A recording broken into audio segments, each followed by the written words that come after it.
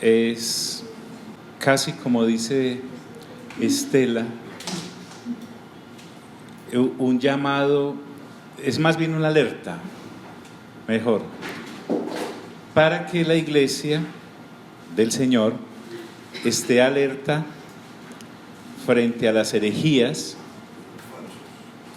de falsos maestros. Es interesante, si hay falsos maestros, también hay ¿qué? Verdaderos maestros. Es nuestro deber mirar qué clase de doctrina estamos recibiendo. Al fin y al cabo, el falso maestro no va a tener cuidado de eso. Está engañado, está siendo engañado y está engañando. Entonces, estos falsos maestros, como vamos a ver en la carta de Judas, desviaban a los creyentes de la verdad y lo hacían a través de muchas malas enseñanzas, porque estos falsos maestros dan falsas enseñanzas. Vamos a mirar, por ejemplo, que desvirtuaban la gracia que solo en Cristo Jesús nos ha sido dada, y la desvirtuaban colocándola como una especie de licencia para cometer toda clase de arbitrariedades, practicando las obras de la carne. No solamente hacían esa enseñanza falsa, sino que además alardeaban del pecado, porque por allá una vez el apóstol Pablo dijo: entonces pequemos mucho para que la gracia sobreabunde. Ese era más o menos el énfasis de esta gente: pequemos, que la gracia cubre todo lo que hagamos, no necesitamos cuidarnos. Aún la misma esencia de la persona de Cristo Jesús como persona la negaban, porque para muchos de ellos, o la gran mayoría, no era concebible que Dios se hubiera hecho hombre, se hubiera hecho criatura. El asunto del sexo, en toda su expresión de ofensa a Dios por la práctica constante de las obras de la carne, tocan lo de los ángeles, porque pues si no respetaban al Cristo Jesús, si el mandato de la gracia expresado en la persona de Él tampoco era apreciado, pues que iban a respetar a los ángeles, que son los mensajeros. Entonces, por eso trae el ejemplo que anotabas de que Miguel no insulta o denigra de Satanás, sino que dice: el Señor te reprenda. Entonces, si no respeto la autoridad divina, ¿qué voy a respetar también la humana? Ni la autoridad divina y humana están como ejes en las predicaciones o enseñanzas falsas de esta gente. Entonces, de verdad llaman a eso como a una anarquía: cada uno haga lo que le provoque, que estará bien. La gracia suplirá todas esas situaciones en las que no le hace. Y en cuanto a los eventos finales, así como Pablo nos advierte en 1 de Tesalonicenses 4, del 13 al 18, en el capítulo 5, y en 2 de Tesalonicenses capítulo 2, estas personas desvirtuaban los eventos finales. Al manejarse como querían, pues estaban dando por hecho de que al final ni iba a haber un castigo o una salvación, o confiaban en que se iban a salvar a pesar de todo eso. Entonces, el llamado que hace Judas es bien interesante, es a fortalecer nuestra vida espiritual y a compartir el mensaje de manera correcta, no presentar un mensaje del cual ni estamos seguros, del cual ni creemos. Entonces, aquí el escritor es un llamado a que nuestra dedicación debe ser completamente a Dios.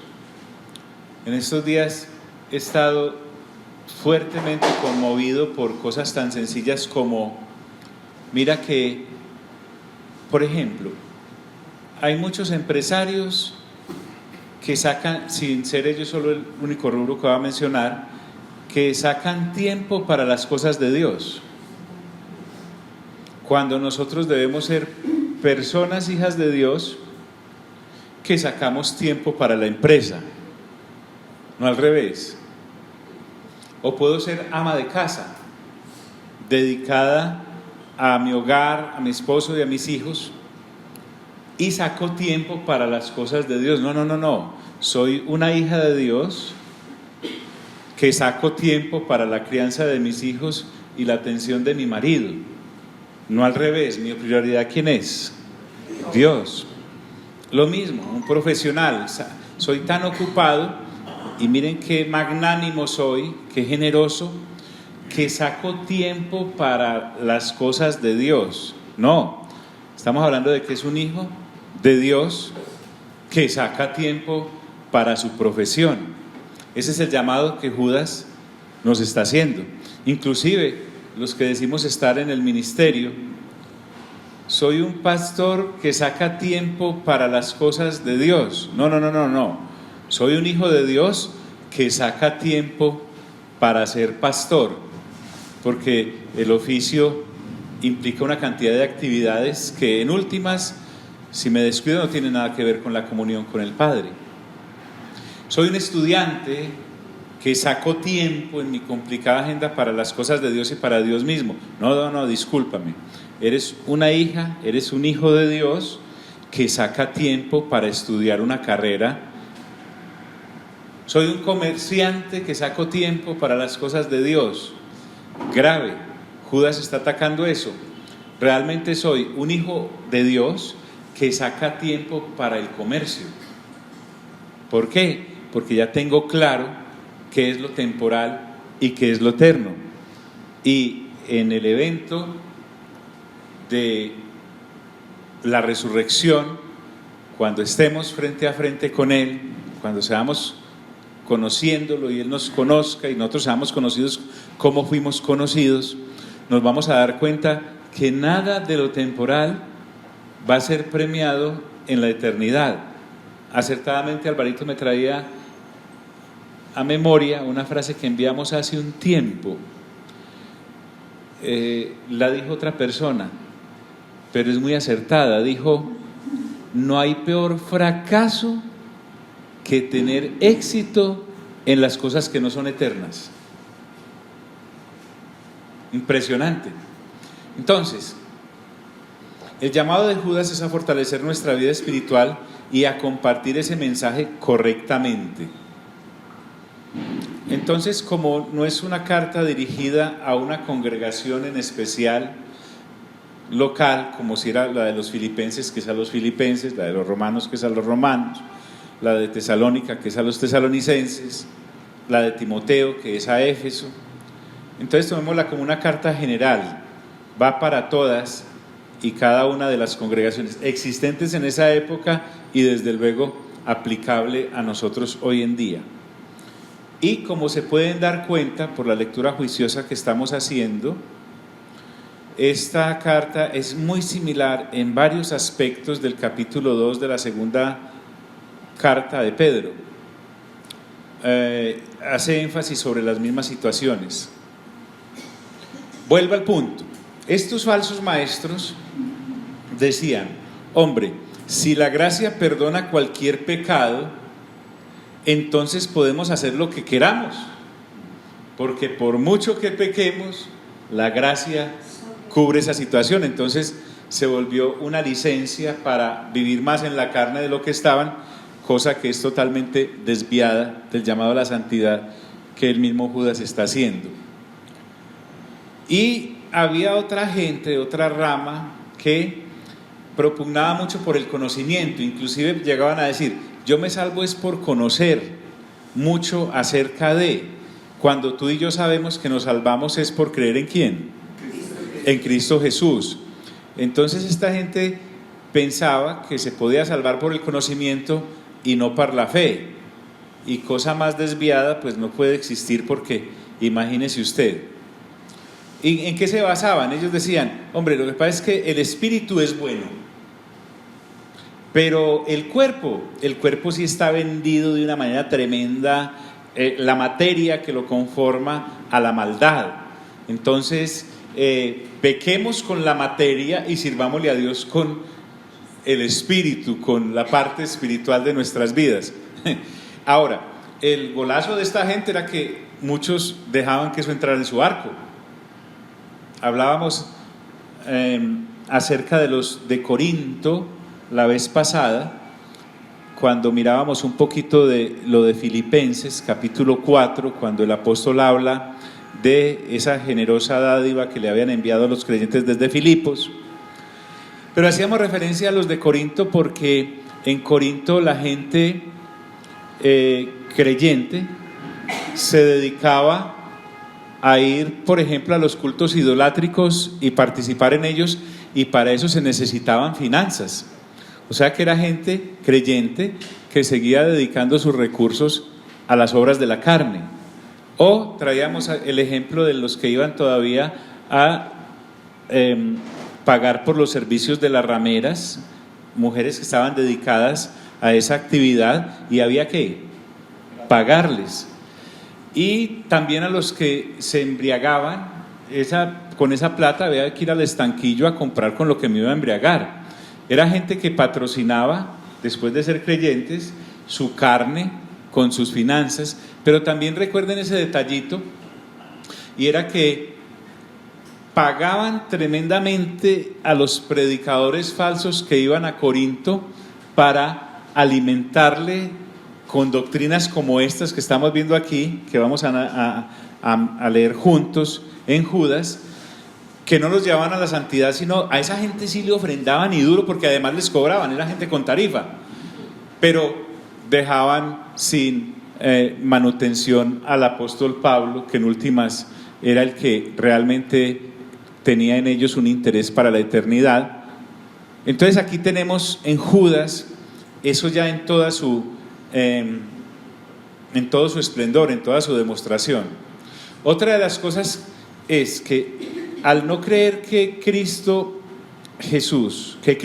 es Jesús encarnado, porque ellos sí creían en el Cristo, lo que era inconcebible para ellos es que fuera Jesús hecho hombre.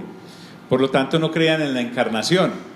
De plano estaban ya entrando en el sector de la blasfemia contra el Espíritu Santo, porque ¿quién fue el que le preparó cuerpo al Cristo en el vientre de María?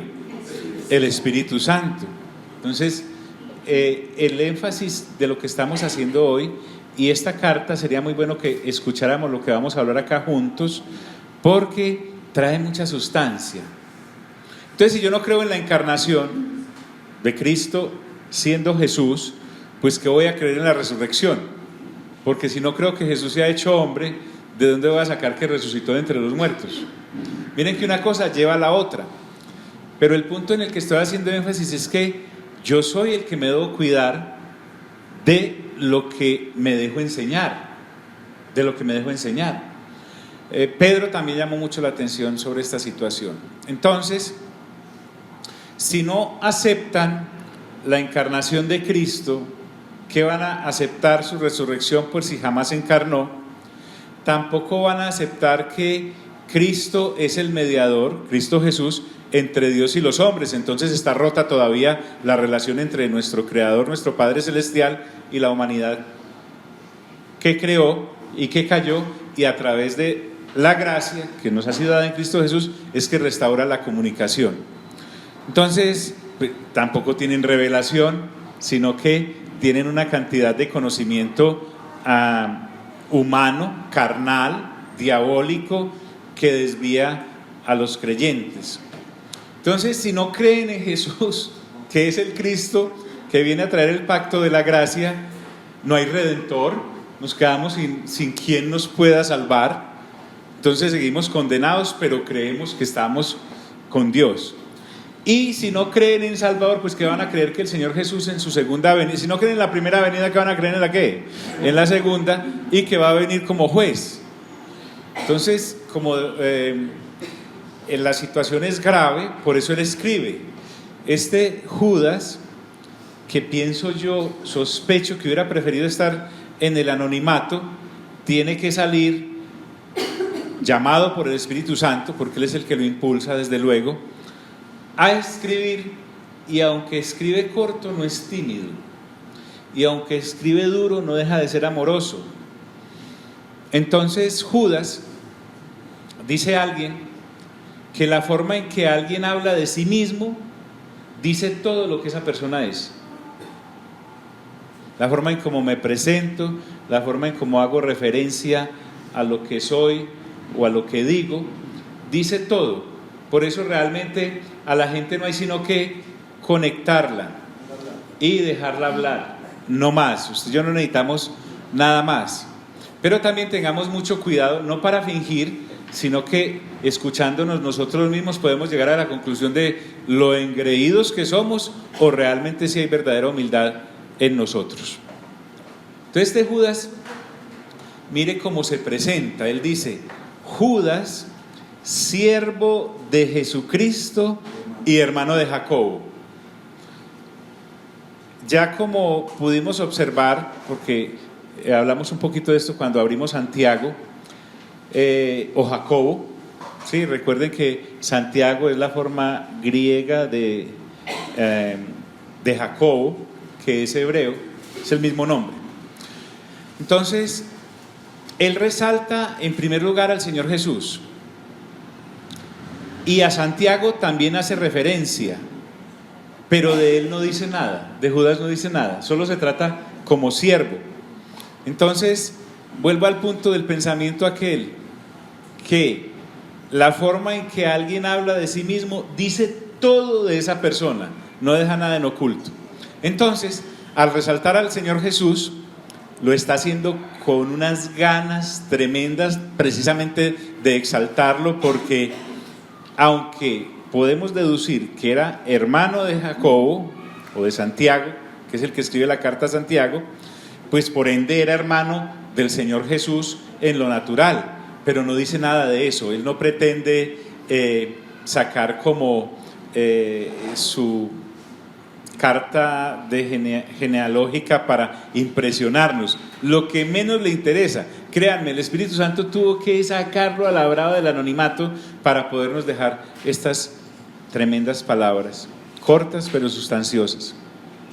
Entonces, cuando dice siervo, se está refiriendo a aquel esclavo que voluntariamente se sujeta a su amo y no se quiere ir de su casa. En el Antiguo Testamento ustedes van a encontrar en el capítulo 6, siempre se me olvida dónde, tal vez de Números, en donde el esclavo era dejado libre después de determinado tiempo de servicio, pero resulta que ese esclavo no quería su libertad y él se horadaba el lóbulo de la oreja. ¿Qué más era lo que se hacía? En fin, con eso quería decir: soy esclavo por voluntad propia, me quedo en esta casa. Aquí no estamos viendo una persona que está con Jesucristo porque le tocó, sino porque sabe que es el mejor lugar espiritual para poder estar, para poder vivir, voluntariamente sujeto. Entonces, al reconocer a Jesús como Señor, de entrada, solo en el saludo está cortando cabezas de herejes, en el buen sentido de la palabra, porque lo que está diciendo es: del Señor Jesucristo, siervo de Jesucristo, lo está reconociendo como Señor. Cuando yo me declaro siervo de Él es porque es mi Señor, cosa que estos herejes no hacían, porque para ellos Jesús no era el Señor, Jesús no era el Cristo. Entonces, de plano, se aparta completamente de ellos. No es una carta más de un hereje tratando de embolatar a los hermanos. Y también reconoce la dignidad de un par de él ya en lo humano, no solamente por la familiaridad, eran hijos del mismo papá y de la misma mamá, sino que reconoce a este prominente hombre en la iglesia de Jerusalén. Jacobo es mencionado en Hechos de los Apóstoles, en el capítulo 12 y en el capítulo 15 y en el capítulo 20 y pico. Recuerden que también había otro Jacobo, que era hermano de Juan, el evangelista. No se está refiriendo a ese Jacobo. Esta aclaración la hago no por ustedes, sino por los que en 100 o 200 años vayan a escuchar esto. Entonces, el asunto es que el Jacobo que asesinan por orden de Herodes en Hechos 12 es el hermano de Juan, Pero el Jacobo, que en el mismo Hechos 12 Pedro dice, vaya y díganle a Jacobo de esto después de haber sido liberado, se estaba refiriendo a Jacobo, el hermano del Señor Jesús, que en Hechos 1:14 estaba entre los que en el aposento alto esperaban que llegara el capítulo 2 para recibir la promesa del Espíritu Santo. Pero también en Hechos 15, Jacobo es el que dirime el conflicto que se da entre la iglesia de Antioquía y la de Jerusalén, porque de Jerusalén habían salido unos judíos diciéndole a los gentiles que se tenían que circuncidar para ser salvos, y él se levanta y dirime esa situación y les dice que eso no es verdad, que a pesar de que hubiesen salido de entre ellos, los estaban conmocionando de manera indebida, porque solo para ser salvos se necesita Cristo Jesús. Entonces ahí vemos, Judas hace referencia a Jesús como Señor al declararse su siervo, y se hace referencia a Jacobo como su hermano para no tener que hablar de él. Luego este Jacobo empieza a hablarnos de a quién le está dirigiendo la carta. Como vimos, no está dirigida a una congregación en especial, sino que dice a los llamados. En esa parte, cuando habla de los llamados, está hablando de aquellos que hemos oído la predicación del Evangelio real y lo hemos recibido y la hemos aceptado y la hemos incorporado como nuestra creencia, como nuestra salvación, como lo que realmente es. Porque hay gente que escucha el mensaje pero no lo acepta. Hay gente que escucha el mensaje pero dice que eso no es por ahí. Entonces, cuando él dice a los llamados, está haciendo referencia a los que sí han aceptado el mensaje de la predicación del Evangelio verdadero con fe. ¿Por qué? Porque a la vez me está diciendo que son personas que, al haber sido escogidas en la predicación del Evangelio, deben perseverar hasta el fin. Y para poder, porque no basta con aceptar el mensaje, no basta con oírlo, no basta con creerlo, hay que perseverar en ese caminar, y por eso usa la palabra santificados. Cuando él usa la palabra santificados, también en otras versiones aparece la palabra amados. Más bien está hablando de agapados de Dios el Padre. Eso es lo que está queriéndonos decir. Es que nosotros somos amados de Dios, los que hemos sido llamados somos amados de Dios, porque Dios decidió amar a la humanidad en la persona de Cristo Jesús a través del llamado de la gracia. Entonces el Padre es el que nos ama. Recuerden que nosotros de amor no sabíamos ¿qué? Nada. Nosotros no sabemos de amor eros, filial y de pura parcería, no más. Pero el amor que hay y el amor que viene a sernos declarados en Cristo Jesús es un amor completamente diferente. Entonces por eso Él dice a los llamados y santificados en Dios Padre, y además dice y guardados en Jesucristo, porque Él, como termina diciendo allá en el versículo 25, al final, Él es el único que nos puede guardar para Dios. Nosotros por nosotros mismos no somos capaces de guardarnos para estar disfrutando de la presencia del Padre en la eternidad. Entonces, aunque somos guardados en Jesucristo, nosotros sí somos los obligados a perseverar en ser guardados en la persona que hemos creído. Y para ser guardados en Cristo Jesús, no basta con decir creo en Cristo Jesús, sino que, como dice Juan en la primera carta, debemos, mejor dicho, el que cree en Él debe andar como Él anduvo, o sea, en santidad para Dios, en comunión con Dios. Entonces, ya de entrada, Él derriba una cantidad de falsas enseñanzas que, ya les dije, no creían en que Jesús era el Cristo, que no, al no creer que Jesús era el Cristo, entonces no creían que la encarnación existió, es decir, Dios hecho hombre en la persona de Cristo Jesús. Si no creo en la encarnación, que Jesús que es el Cristo hecho hombre, pues ¿qué voy a creer en la resurrección? Porque entonces si no nació, pues tampoco murió. Y así sucesivamente. Si no creo en la primera venida del Cristo, ¿qué voy a creer en la segunda venida del Cristo?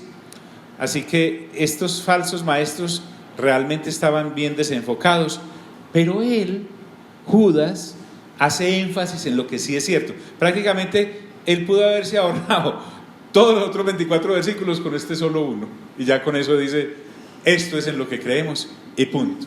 Pero Él continúa por pura misericordia para con nosotros.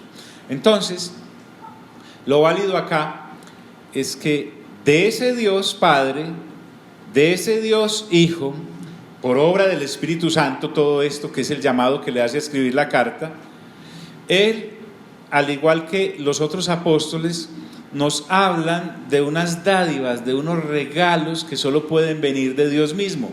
Y por eso dice, misericordia y paz y amor, o sean ¿qué? Multiplicados. Miren que la misericordia no está hablando de la misericordia del ser humano como tal, de la lástima o la bondad que yo puedo sentir. Tampoco está hablando de la paz que yo puedo generar, y mucho menos del amor. Cuando Él dice misericordia, está hablando de que realmente en Cristo Jesús nosotros no recibimos lo que merecíamos. Porque ¿qué merecía la humanidad realmente? La muerte y la condenación. O sea que cuando yo creo en Cristo Jesús estoy dándome cuenta de la gran misericordia, mejor dicho, hablemoslo así, de la bondad inmerecida de Dios para con nosotros. Entonces parte de ahí.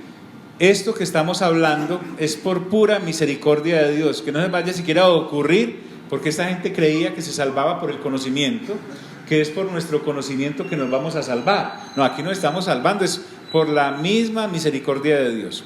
Y cuando habla de la paz, ya lo hemos hablado varias veces, pero en la repetición está el afianzarnos. Es la paz que nos da armonía con Dios y con todos los demás. No más. Esa paz que mana de Dios mismo, y al yo saber, por la lectura juiciosa de la palabra que hacemos, que realmente yo merecía la muerte, pero Dios me ha dado vida, y que eso fue un acto de misericordia, y que el Padre, que estaba enemistado con la humanidad caída, porque se había ido en pos de sus propios placeres y de sus propias obras de la carne, ahora en Cristo Jesús tengo paz con Dios. Hombre, si yo tengo paz con Dios, soy capaz de generar el suficiente músculo de paz para sentirme en paz hacia todo el resto de lo que me rodee y de quienes me rodeen. Porque la paz no es ausencia de violencia. Aquí está hablando de la paz que puedo sentir en medio de ella. Y nos habla del amor. Pareciera que uno se vuelve muy reincidente en hablar de esto, muy repetitivo, pero si es que esa es la historia de Dios para con nosotros, el ágape. Entonces, lo que está diciendo Judas es que su anhelo, mejor dicho, su oración, porque este hombre seguramente oraba y oró aún por nosotros sin haber nacido, era que esa misericordia, paz y amor fueran ¿qué? Se quedaran ahí, multiplicados. Observe que en cada una de las parábolas del Nuevo Testamento que cuenta el Señor Jesús hay un comunicado de multiplicación. Cuando le deja una cantidad de monedas a uno, una cantidad de monedas a otro y una cantidad de monedas a otro, el que le dieron 5 vino con 10, el que le dieron como 2 vino como con 5, y al que no multiplicó le dijeron que muy hábil por haber enterrado eso. No, le dijeron siervo malo. Y más bien esa monedita se la dieron al que había multiplicado las 5 en 10. Por eso, cuando él habla de multiplicación, está hablando, aunque allá el ejemplo que nos da el Señor Jesús en la parábola es bien terrenal, era para que pudiéramos entender lo bien espiritual.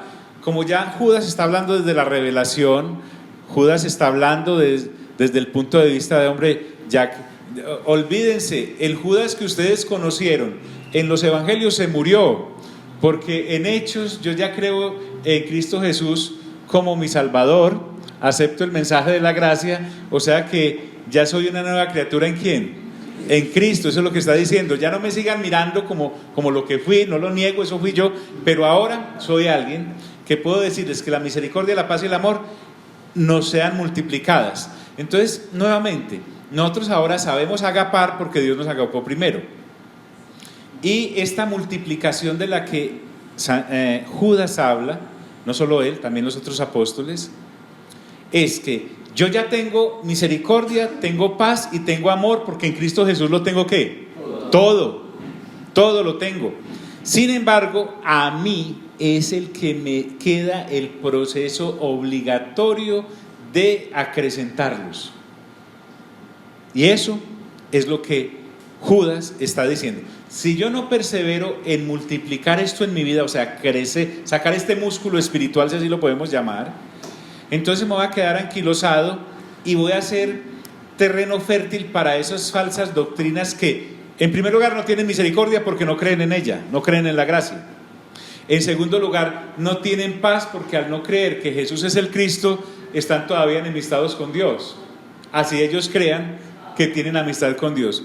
Y finalmente, no conocen el amor porque solo conocen el amor a sí mismos y a sus falsas enseñanzas, porque si realmente agaparan a la humanidad, le estarían enseñando el verdadero evangelio en Cristo Jesús. Eso es lo que está diciendo. Pero si yo me descuido y no multiplico misericordia, paz y amor, que son los dones del Espíritu Santo para el cuerpo de Cristo, solo 3 de ellos, entonces, imagínense, retrocedo en vez de avanzar. Bien, ese es el corto saludo de nuestro hermano Judas. Pasa a decirles: amados, nuevamente, repito, aunque la carta parece dura, es una carta llena de amor. Aunque la carta parece larga, es supremamente completa, no dejó nada por fuera y lo vamos a poder observar. Entonces, la base de Judas para escribirles a los santificados y a los llamados y a los amados es el mismo amor que él ha recibido de parte de Dios. Es decir, la base de mi relación con ustedes y de esta carta que les estoy dejando es el amor del Padre en la persona de Cristo Jesús, el ágape que no conocíamos, y es un ágape por la humanidad entera, pero además también se ha convertido en mi manera de relacionarme con los demás. Ahí es a donde vengo. Nosotros los creyentes somos personas capacitados por Dios para relacionarnos en ágape con todas las personas. Nosotros ya no tenemos ropa para relacionarnos con la gente solo en eros, nos sirve, no lleva a ningún lado. O en el amor filial, se agota, es netamente humano. Por lo tanto, el amor que Judas recibe de parte de Dios, que es el ágape en la persona de Cristo Jesús, es el único canal de comunicación que él quiere para relacionarse, no solo con los congregados, sino con la humanidad. El amor de Judas por los hermanos, en este caso a los que le dirige la carta, es la misma que el Padre tuvo por él y tiene por cada uno de nosotros. Esa es la única relación que hay. A Judas no tiene una relación solo con los carpinteros, porque recuerden que el papá era carpintero, al Señor Jesús también le tocó bolear en la carpintería. Él no tiene una relación de gremio con la humanidad, él tiene una relación de hijo de Dios con la humanidad y solo puede relacionarse a través del ágape. Entonces, teniendo en cuenta esa palabrita que la vamos a encontrar regada en toda la carta, él les dice: por la gran solicitud que tenía de escribiros acerca de nuestra común salvación. Empieza a hablarles de salvación, que era el talón de Aquiles de aquellos falsos maestros, que se fundamentaban para salvarse en su conocimiento y no en la gracia que Dios había depositado en Cristo Jesús. Entonces, esa gran solicitud son palabras muy escogidas por él, porque él quiere que sepan que les va a exponer la verdad de Dios, y la verdad de Dios es la única que nos mantiene saludables en este camino espiritual como creyentes. Y dice que esa salvación es común, cuando dice nuestra, tanto para Judas como para los destinatarios de la carta, como para nosotros hoy en día. Es decir, no es que una es la salvación de Judas y otra de los demás. Hombre, yo como soy Judas, hermano en la carne del Señor Jesús, hermano de Jacobo y además nacido de nuevo, imagínense la rosca que puedo tener con... No. El acceso que él tuvo a la presencia de nuestro Padre Celestial es la misma que nosotros tenemos para poder acercarnos al Padre Celestial, la persona de Cristo Jesús. Por eso dice, acerca de nuestra común salvación. Entonces, cuando está hablando allá de común, no es de barata, sino que es el único camino para salvarnos y poder llegar a la presencia de Dios, del Dios Padre, del cual estábamos divorciados por la caída. Entonces, el llamado de urgencia es acá, casi que debería tener esas farolas que uno encuentra en la carretera anunciando que hay un hueco por allá que si uno sigue se va. Es lo que está diciendo es, cuidado, nuestra común salvación está en peligro si aceptamos la enseñanza de esos falsos maestros. Y no es deber de los falsos maestros conservar la sana doctrina porque no la tienen, ni de velar por nuestra salvación porque ni siquiera creen en ella, en la persona de Cristo Jesús. El asunto es que si nosotros no defendemos nuestra fe y somos ágiles en defenderla, se la roban, nos la quitan, nos la sacan del bolsillo. Son ladrones expertos de la salvación y de desviar de la salvación estos falsos maestros. Entonces, amados, por la gran solicitud que tenía de escribiros acerca de nuestra común salvación, y nos va a decir por qué, me ha sido necesario escribiros. Si no fuera por eso, no les escribiría. Me quedaría en el anonimato como los otros apóstoles que no escribieron ninguna carta. ¿Como quién, por ejemplo? Como Bartolomé. ¿Como quién? Como Natanael, que puede ser el mismo Bartolomé. Quizá, como Judas, no el Iscariote. Como tantos otros que vivieron la fe y han vivido la fe durante tantos siglos, pero no escribieron nada.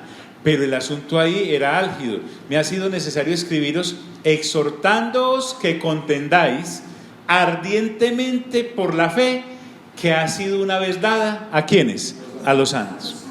Entonces me es necesario. Él no estaba queriendo ser el bestseller de la época para coger algunos recursos vendiendo libros como hacíamos algunos de nosotros, no, sino que Dios los movió a él y a los otros apóstoles a escribirles. Escribirles es que dejaron de lado cualquier otra actividad que estaban haciendo para poderse dedicar a plasmar la voz de Dios en palabras que quedaran inclusive 2000 años ahora. ¿Cómo será esto tan de Dios? Que sigue vigente la carta y no han podido destruirla, aunque muchos han querido. Entonces ese me fue necesario escribirles, es porque Dios lo constriñó a eso. Tuvo que dejar de lado cualquier otra actividad. Se ve que hubo lucha, ¿la escribo o no la escribo? Hasta que Dios le dice, la escribís, punto. No le estaba diciendo, ¿le parece si la escribe cuando tenga tiempo?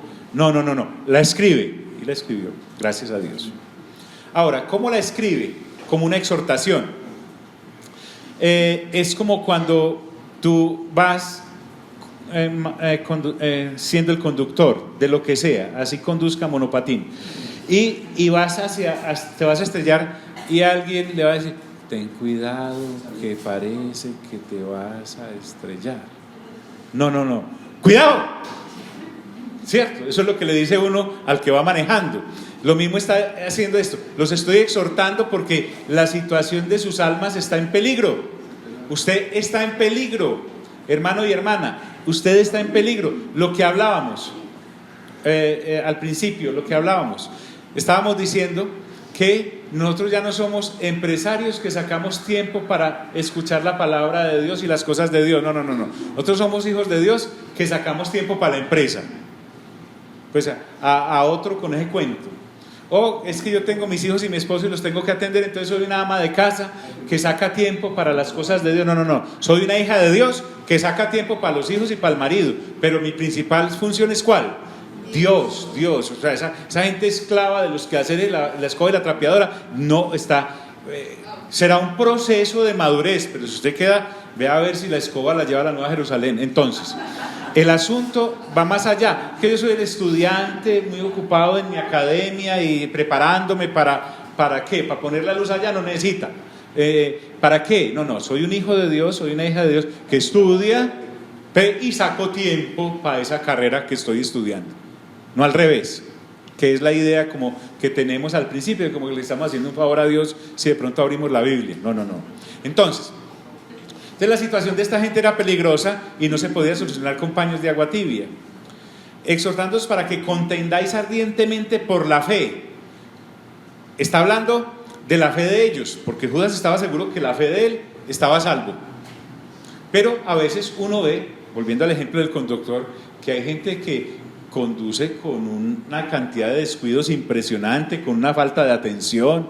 Usted no ha tenido de esas personas que usted va con ellas y él o ella van manejando y empiezan, ¿te acordás de mi abuelita? Y uno ahí que cuando uno no sabe manejar, pues al fin y al cabo piensa que, pero cuando uno sabe, dice, empieza usted a frenar donde no hay, porque el otro conoce, yo sé que ninguno, pero en las películas uno ve eso, que uno se ve muerto y dice, pero ¿por qué me hubiera ido a pie? ¿Cierto? Entonces, la fe de Judas no estaba en peligro, la que estaba en peligro era la fe de ellos. ¿Por qué? Porque es un haber, hablando contablemente, que no se puede descuidar porque se pierde. Y contender ardientemente es defenderla a los mordiscos si es necesario, a los arañando, todas esas cosas, las patadas. Pero tú y yo sabemos que es por renovación de entendimiento que la defendemos. No vamos a hacerlo de esa manera pero si toca, toca. Entonces, enfatiza, cuando habla de ardientemente, en que manifiesto empeño, le pongo vigor a la cosa. No es como Celio, ¿qué? Viene, que es bueno para la mordedura de serpiente venenosa. Se lo saben, ¿cierto? ¿Por qué? Porque ahí viene una en vez de ir corriendo. Entonces, aquí no estamos hablando del creyente descuidado que dice, ay, me estoy como metiendo en una falsa doctrina. A mí me han dicho que eso es una falsa doctrina, pero yo todavía voy a oír porque yo quiero ser como el apóstol Pablo, voy a escucharlo todo y voy a desechar lo malo, se queda uno enredado.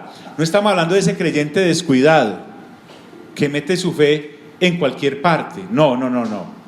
Entonces el vigor y el empeño, la fortaleza que se debe tener para defender esta fe es el que se hace cuando protejo lo que se me quiere quitar.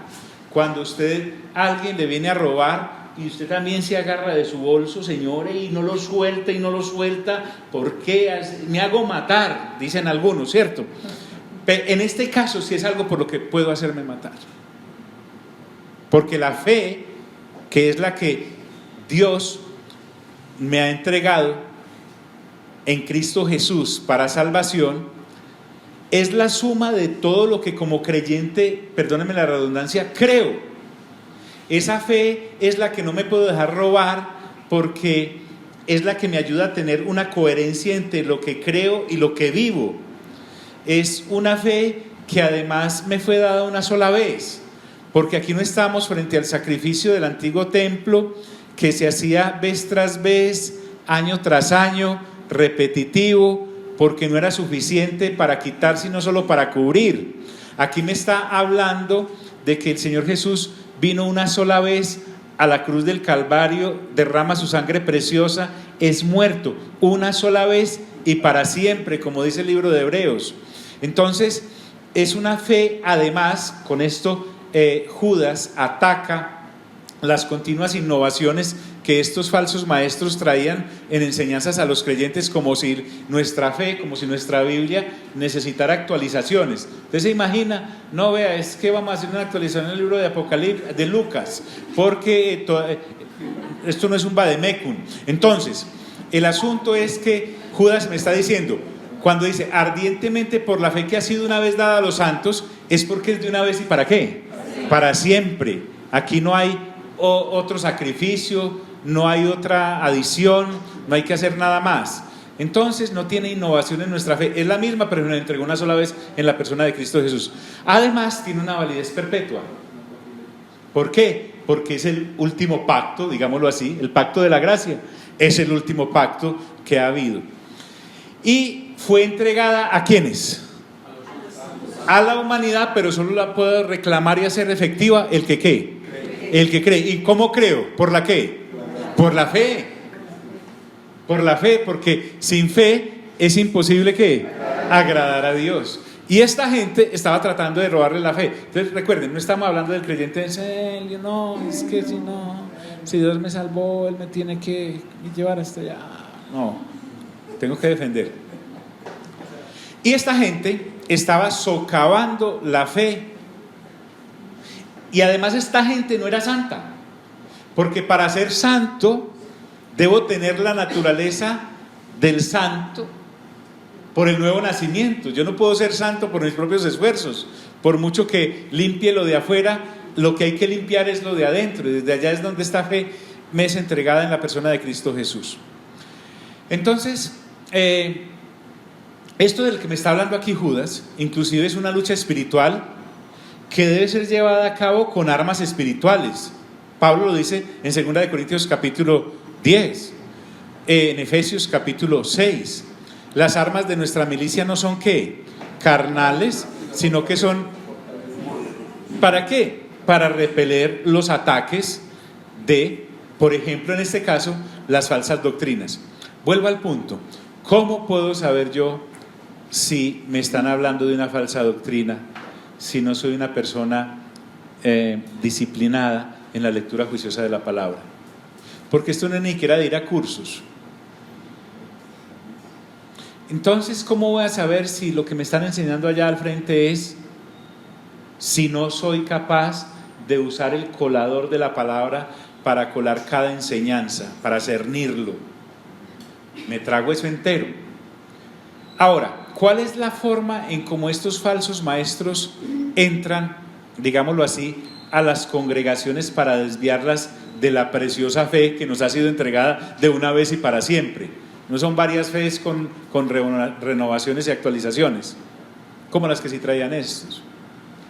Y ahí viene, porque algunos hombres han entrado ¿qué? Encubiertamente. Algunos, un poco de levadura, dijo el Señor Jesús, leuda toda la masa. Yo puedo tener un bulto de harina y solo le coloco un poquito de levadura y eso me fermenta toda la harina. Una sola pera o manzana en el bulto daña las otras, ni qué decir de un huevo podrido. Entonces, cuando habla de algunos es porque por lo general encubiertos en las congregaciones, porque dice, porque algunos hombres han entrado encubiertamente, es decir, ingresaron al cuerpo local, a la congregación, a la iglesia local, entraron algunos y empiezan su labor de menoscabar y de socavar el asunto lenta y subrepticiamente. Así se manejan, porque no son capaces de hacerlo de manera abierta hasta tal vez cuando ya hayan logrado sus cometidos. Esta gente es perversa, no podemos tolerarla. Es que el asunto acá no estamos hablando del borracho que reincidió y entonces hay que recuperarlo. Aquí estamos hablando de la persona que me está enseñando una falsa doctrina que me puede lanzar al lago de fuego y de azufre. Han entrado encubiertamente, se deslizaron como con aceite puesto para no hacer ruido, en medias, porque algunos hombres han entrado encubiertamente. Pero mira, Judas, aunque está hablando de algo que es urgente, no está lleno de temor, porque recuerden que cuando uno tiene la lectura juiciosa de la palabra, te empieza, es colocar la manguera en la caneca llena de suciedad y de agua sucia, abrir la llave y de tanto pasar esa agua limpia a la caneca, se limpia el agua de la caneca. Entonces, aunque Judas habla de lo urgente que es, él no está asustado, porque yo no puedo ser el creyente después de varios años que me asustó. Mejor dicho, a mí ya no me debe asustar absolutamente nada. Lo que sí debo tener es la madurez para saber qué es bueno o malo, y eso solo me lo da la lectura juiciosa de la palabra, porque de nada vale tener la Biblia sin la conexión de la lectura. En nuestro caso sería como tener la manguera pero con la llave, con el grifo ¿qué? Cerrado, grifo cerrado. Entonces, el asunto acá es porque algunos hombres han entrado encubiertamente y empezaron a meter agua sucia, la de las falsas doctrinas. La fe que estaban transmitiendo falsa no era una fe bíblica, ni era una fe cristocéntrica. Por eso es que se va a afianzar más adelante en los siguientes versículos en lo que dice la palabra de Dios en el Antiguo Testamento.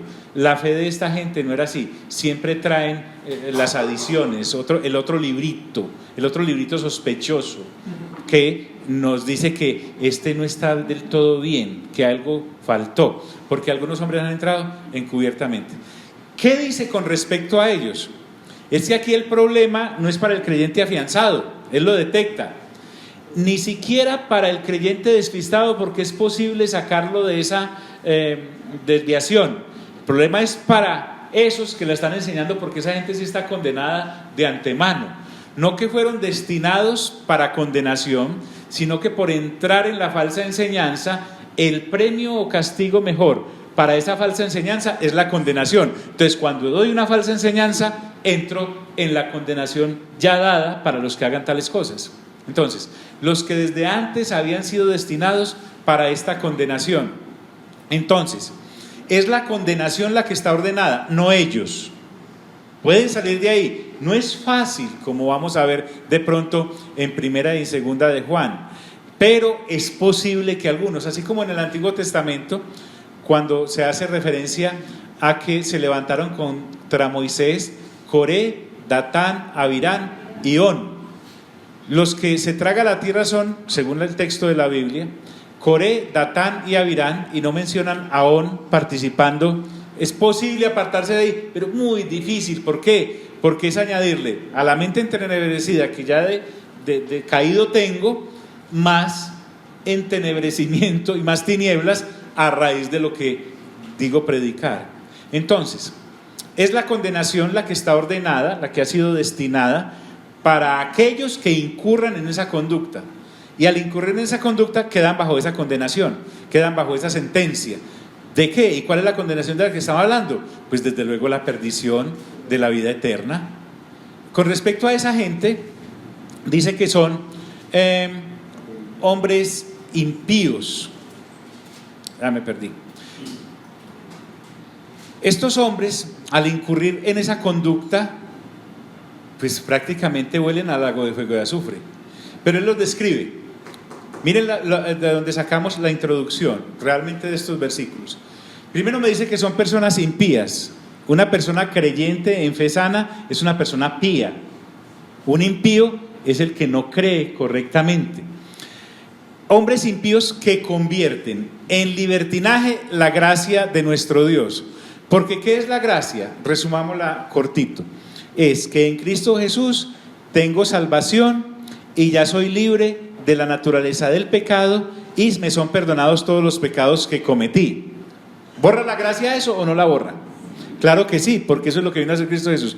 Pero estos vienen a enseñar que como la gracia es tan súper suficiente, sigamos pecando, que eso se cubre, no importa lo que hagamos, ni cómo lo hagamos, ni dónde lo hagamos, ni con quién lo hagamos.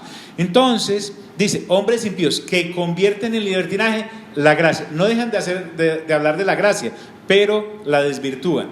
Y aclara que la gracia es de nuestro Dios, no es de ningún ser humano. Y cómo la pervierten al convertirla en libertinaje, porque recuerden que el libertinaje tiene el mismo comienzo de libertad, pero no es lo mismo, porque el libertinaje, del que está hablando aquí Judas, es la inmoralidad que vamos a ver que esta gente no solamente exhibía, sino que además impulsaba a los que lo seguían a que la hicieran. Y habla de que es la gracia de nuestro Dios porque llevan la inmoralidad a las personas que ya habían sido santificadas, y al alimentarles la naturaleza, al alimentarles la carne. Recuerden que Pablo dice en Gálatas capítulo 6 que lo que siembro para la carne resultará en corrupción, pero lo que siembro en el espíritu resultará en vida eterna. Entonces, estas personas alimentan la inmoralidad para que pervierta a los santos y empiecen a cumplir sus apetitos, porque recuerden que la teoría de ellos era que como la materia es mala, entonces en la materia misma habita la maldad, pero como el espíritu es bueno, con esa parte espiritual es que le servimos a Dios, pero como la materia es mala hasta los tuétanos, según ellos, entonces hay que darle gusto a esa materia y Dios va a entender eso, porque la gracia entonces sirve para cubrir y quitar toda esa maldad que hacemos con la materia, pero que tranquilos que estamos bien en la parte espiritual. ¿Te das cuenta de la locura? Se necesita más fe para creer en eso, inclusive que en la misma salvación. Señora, espérate, mi pastora, espérate. Sí, por favor.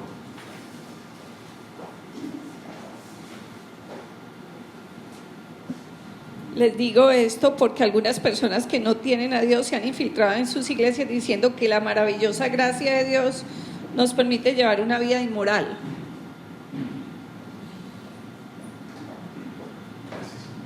Entonces, fíjense, eso se llama convertir en libertinaje la gracia de nuestro Dios. Vuelvo al punto. Yo estoy bien enrutado, pero me falta renovación de entendimiento.